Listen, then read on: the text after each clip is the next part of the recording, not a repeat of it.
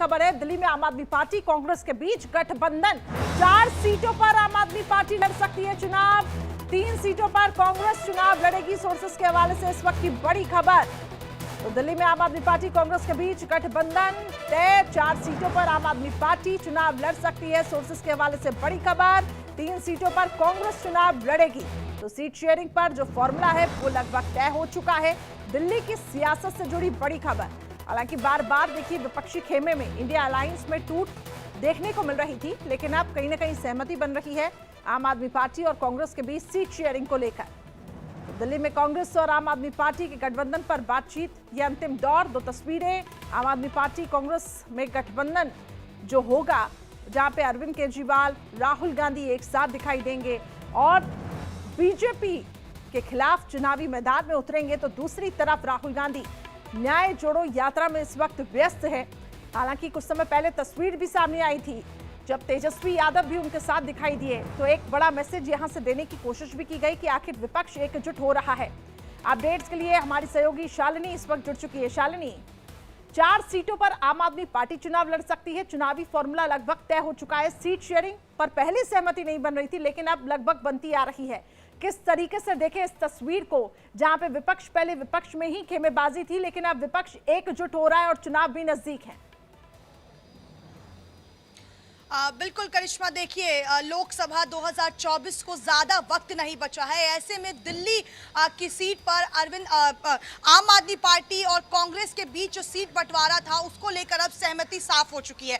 हम आपको बता दें कि दिल्ली की साउथ, नॉर्थ वेस्ट, नई दिल्ली और वेस्ट ईस्ट दिल्ली पर जो है आम आदमी पार्टी लड़ेगी। वहीं चांदनी चौक, नॉर्थ और वेस्ट में जो है कांग्रेस जो है वो लड़ने वाली है। लगातार हम ये देख रहे थे कि जब से इंडिया अलायंस बना उसके बाद से कहीं ना कहीं सीट बंटवारे को लेकर टकराव जो है वो पार्टियों में देखने को मिल रही थी, लेकिन अब चूंकि धीरे धीरे चुनावी वो है वो सामने आ रहा है, ऐसे में सीट बंटवारे को लेकर जो तस्वीर है दिल्ली में आम आदमी पार्टी और कांग्रेस के बीच, वो तस्वीर अब साफ हो चुकी है। 4 और 3 की सहमति बनी है। लगातार हमने देखा था कि किस प्रकार से पंजाब में आम आदमी पार्टी ये कह रही थी कि हम कांग्रेस के साथ नहीं लड़ेंगे, लेकिन दिल्ली में ये तस्वीर देखिए 24 के चुनाव से पहले अब साफ हो चुकी है कि 4 और 3 पर जो ये दोनों पार्टियां हैं वो लड़ेंगी। हालांकि अगर पिछले साल की बात करें तो हमने देखा था कि दिल्ली में जो 7 सीटें हैं उस पर भारतीय जनता पार्टी ने करारी जीत हासिल की थी।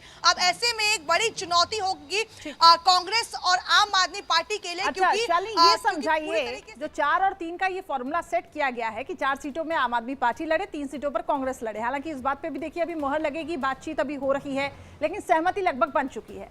लेकिन इन सीटों के समीकरणों को अगर हम समझें तो क्या माना जाए यहाँ पे प्रभाव, जैसे कि आप कह रही है कि पिछले बार 7 सीटें बीजेपी के कब्जे में थी और एक बहुत बड़ा डेंट भी था आम आदमी पार्टी के लिए, लेकिन क्या लगता है इस बार स्ट्रैटेजी क्या कुछ अलग होगी?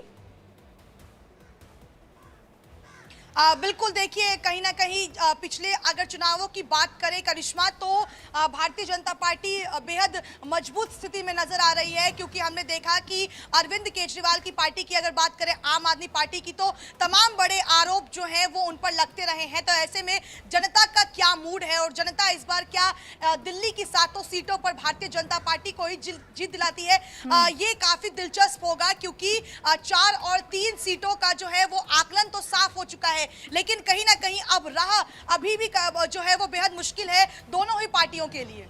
और मुद्दे, अगर शालिनी मुद्दों की बात करें तो कौन कौन से मुद्दे इस वक्त हमलावर हो सकते हैं और विपक्ष के पास कौन कौन से मुद्दे रहेंगे जिसको वो बनाने की कोशिश करेगा?